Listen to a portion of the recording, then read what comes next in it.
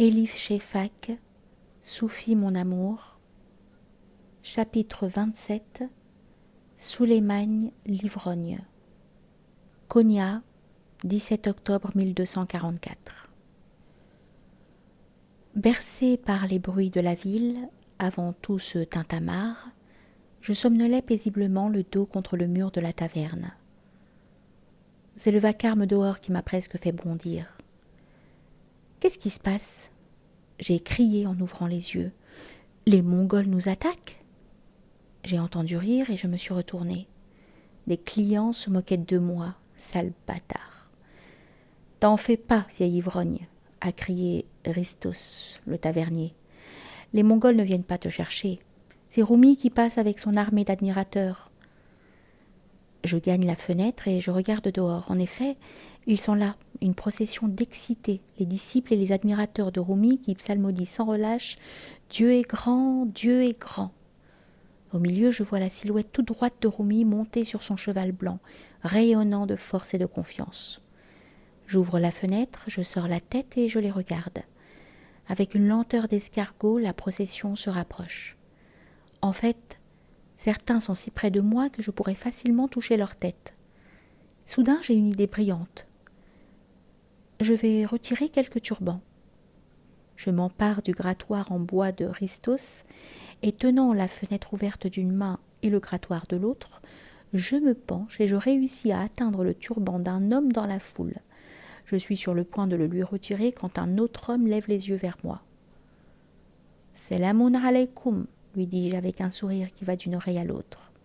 « Un musulman dans une taverne ? Honte à toi » rugit l'homme. « Est-ce que tu ne sais pas que le vin est un produit de Shaitan ?» J'ouvre la bouche pour répondre, mais avant de produire le moindre son, je sens quelque chose qui file à côté de ma tête. Je me rends compte, horrifié, que c'est une pierre. Si je ne m'étais pas baissée à la dernière seconde, elle m'aurait cassé le crâne. Elle a continué sa route jusqu'à la table d'un marchand perse assis derrière moi. Trop ivre pour comprendre ce qui vient de se passer, le marchand prend la pierre et l'examine comme s'il s'agissait d'un obscur message du ciel. « Souleymane, ferme cette fenêtre et retourne à table », ordonne Rististos d'une voix rauque d'inquiétude. « Tu as vu ce qui s'est passé ?» lui dis-je en retournant à ma table d'un pas chancelant. « Quelqu'un m'a lancé une pierre, il aurait pu me tuer. » Ristos lève un sourcil. « Désolé, mais à quoi est-ce que tu t'attendais ? Est-ce que tu ne sais pas qu'il y a des gens qui ne veulent pas qu'un musulman fréquente les tavernes ? Et tu te montres, puant l'alcool, le nez plus rouge qu'une lanterne. Et alors ? Est-ce que je ne suis pas un être humain ? » Ristos me tapote l'épaule comme pour me dire « Sois pas susceptible. » Tu sais, je lui ai dit, c'est précisément pour ça que j'abhorre toutes les religions, tout autant qu'elles sont. Les religieux sont tellement convaincus qu'ils ont Dieu de leur côté qu'ils se croient supérieurs à tout le monde. Ristos ne répond pas.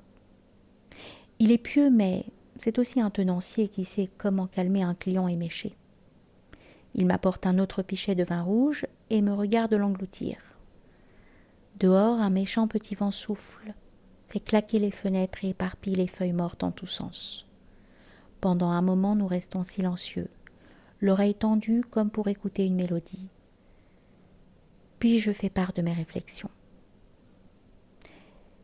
Je ne comprends pas pourquoi le vin est interdit dans ce monde mais promis au ciel. Si c'est aussi mauvais qu'ils le prétendent, pourquoi est-ce qu'on le sert au paradis ? Des questions, ronchonne Ristos en levant les mains. Toujours des questions. Pourquoi faut-il que tu t'interroges sur tout ? Souleymane, je te connais depuis longtemps. Tu n'es pas qu'un client pour moi, tu es mon ami. Et je me fais du souci pour toi.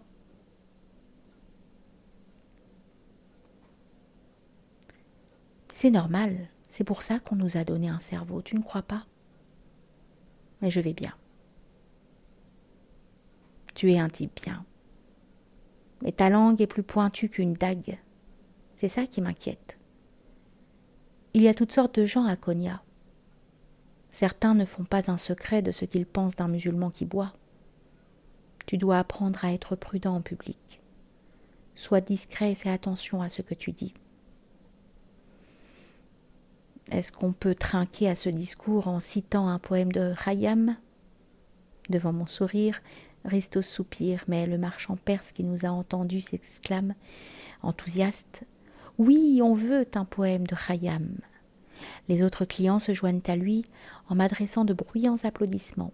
Motivé et peu provoqué, je saute sur une table et commence à déclamer.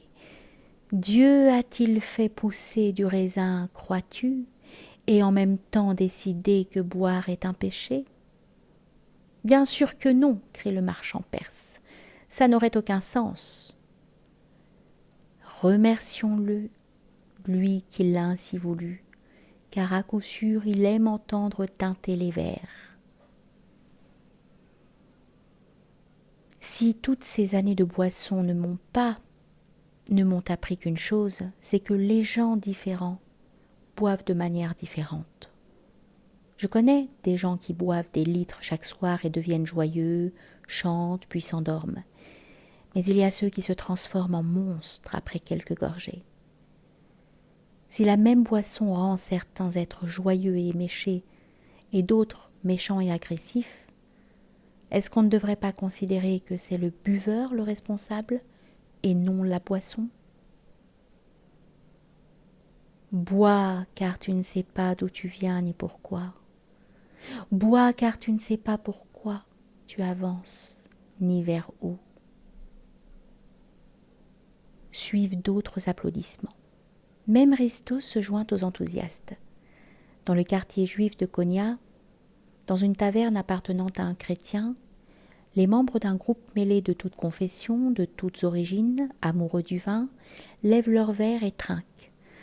On a du mal à le croire, à un Dieu qui peut nous aimer et nous pardonner même s'il est clair que nous n'avons pas su le faire entre nous.